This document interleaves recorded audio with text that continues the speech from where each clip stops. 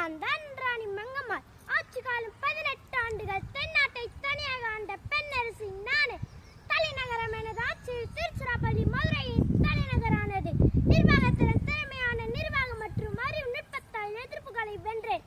கட்டங்கள் பல சாலைகள் எனது சாலை வாய்க்கால்கள் பாலம் கட்டினேன். சமய நல்லிணக்கம் சமய பொறைமிக்கவர் எல்லா மதித்தினரையும் மதித்தேன். மக்கள் நலன் மக்களுக்கு தேவையான நீர் வசதிகள் வாய்க்கால்கள் ஏற்படுத்தினேன். வீரன் தனது ஆற்றலாலும் புத்திசாலித்தனத்தாலும் பல போர்களை வென்றேன். சமய நல்லிணக்கம் சமய பொறைமிக்கவர் எல்லா மதித்தினரையும் மதித்தேன். வாரிசுரிமை கனவு இருந்த பின் மகன் பெயரில் ஆட்சி செய்து